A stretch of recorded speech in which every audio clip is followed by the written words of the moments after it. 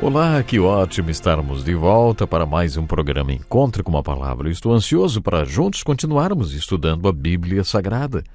Jesus tinha pregado junto ao pé da montanha, às margens do Mar da Galileia, e a fim de fazer algo pelos problemas das multidões que o seguiam, organizou o que chamamos de o primeiro retiro cristão. De acordo com Marcos 3, verso 13, Jesus convidou um a um dos seus discípulos para acompanhá-lo ao alto dos montes, junto ao Mar da Galileia, aos quais chamamos apenas de monte. Na verdade, são várias elevações de terra a partir das margens do Mar da Galileia. Em uma dessas elevações mais altas, Jesus organizou o retiro.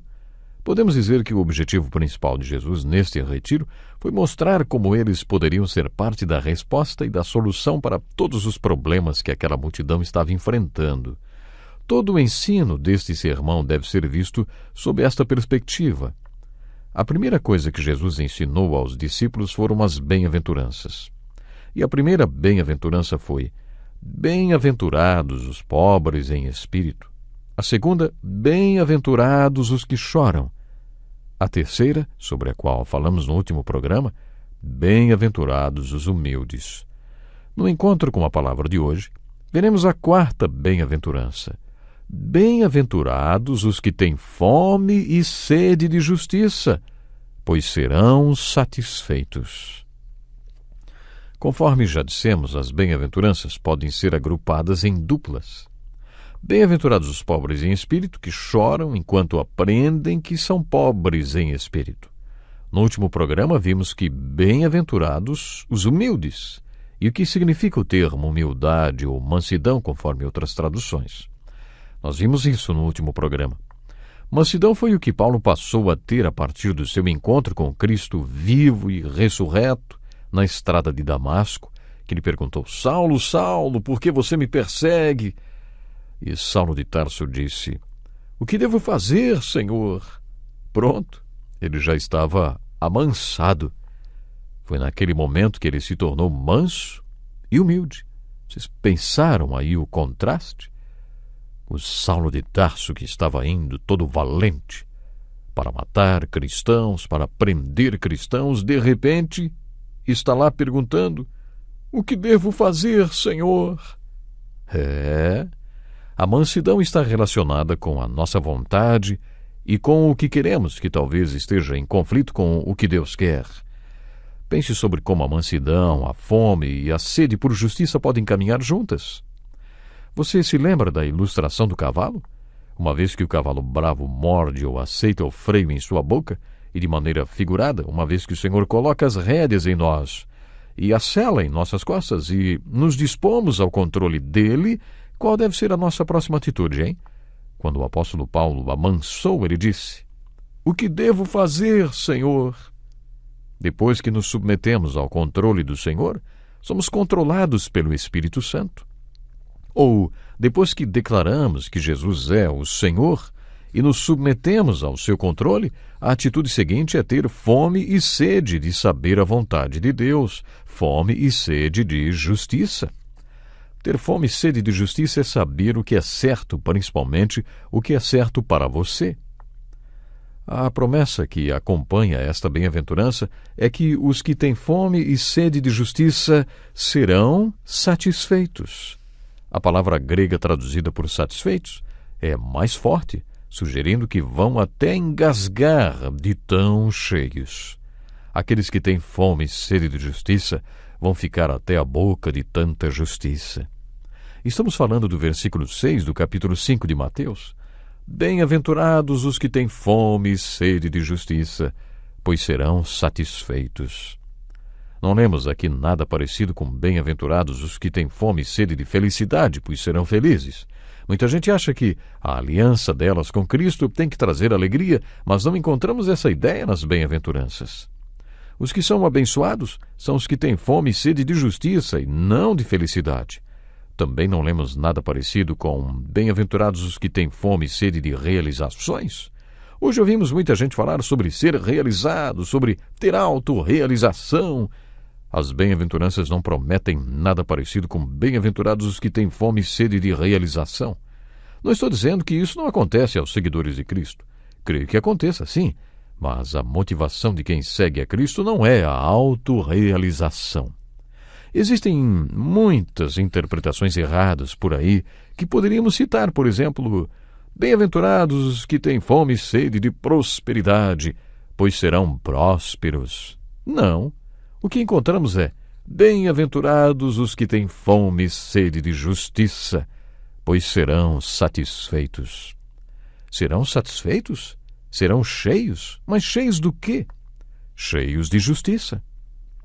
Cheios do Espírito Santo, que é Deus e a justiça. O tema dos 4 primeiros capítulos da carta de Paulo aos Romanos é justiça. E não apenas justiça, mas justiça de Deus. A argumentação principal daqueles capítulos é que Deus quer que sejamos justos. Na verdade, Paulo afirma que Deus exige que sejamos justos e que jamais conseguiríamos ser justos por nós mesmos o suficiente para satisfazer a justiça divina. As boas novas dessa carta, portanto, é que Deus já cuidou disso. Deus já veio ao mundo na pessoa do seu Filho e cumpriu por nós as exigências necessárias para a nossa salvação. Jesus se tornou Deus homem, ofereceu-se como sacrifício para que a justiça de Deus fosse satisfeita. Assim, com base na sua morte na cruz, podemos ser declarados justos por Deus.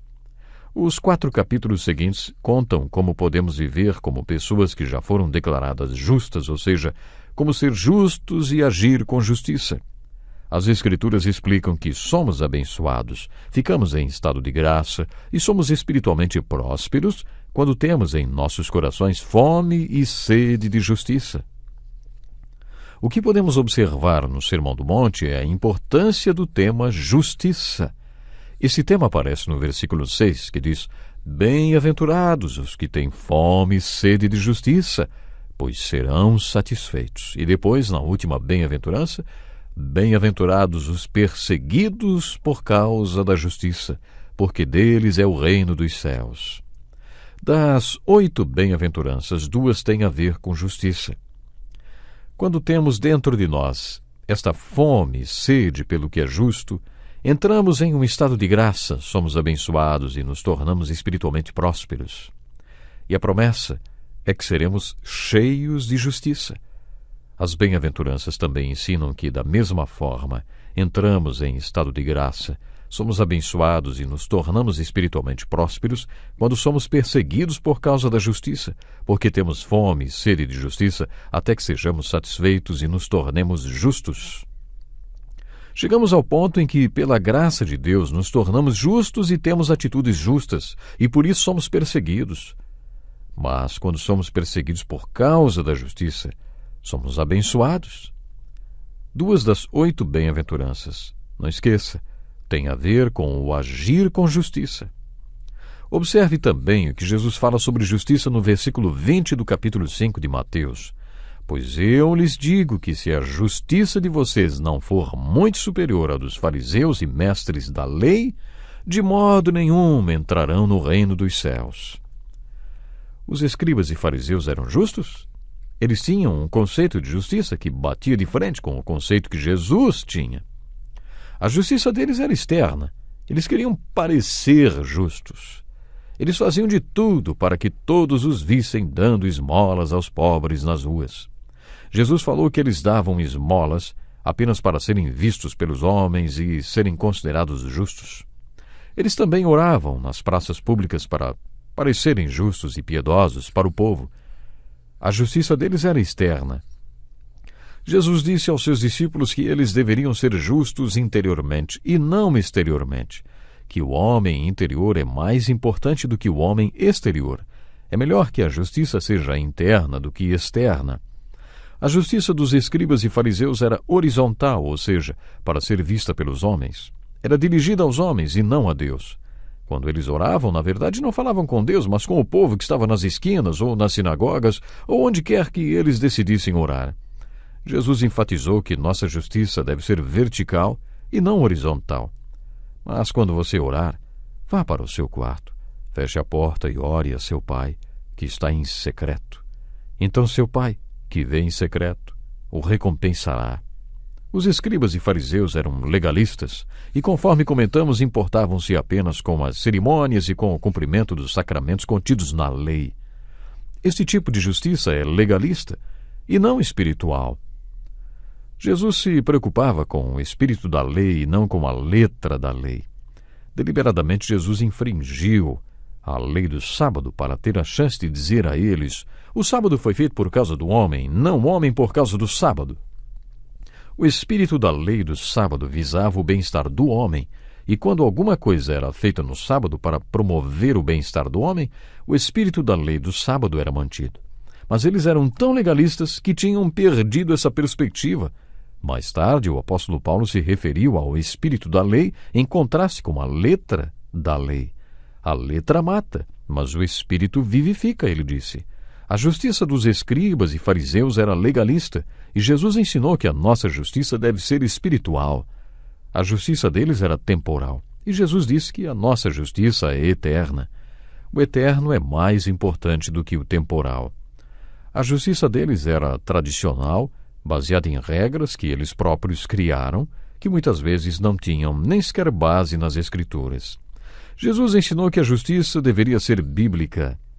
Nos evangelhos de Mateus e Marcos, principalmente, Jesus bate de frente com os líderes religiosos por causa disso. Ele afirmou que, às vezes, as tradições deles contradiziam com as Escrituras, e quando isso acontecia, a tradição era mais autoritária do que as Escrituras. Jesus os repreendeu por causa disso.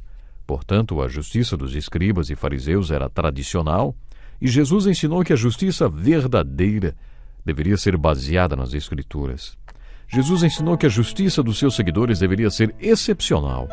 Se a justiça de vocês não for muito superior à dos fariseus e mestres da lei, de modo nenhum entrarão no reino dos céus. A principal diferença entre a justiça dos escribas e fariseus e a de Jesus é que a deles, Jesus falou, era hipócrita, quer dizer, duas caras. No início da história do teatro, os atores usavam máscaras, tinham duas caras. Pena que nós precisamos encerrar o programa agora, mas não perca o próximo. Até lá. Este é um estudo escrito pelo Dr. Dick Woodward, na voz do pastor Edson Bruno. Até o nosso próximo encontro com a palavra.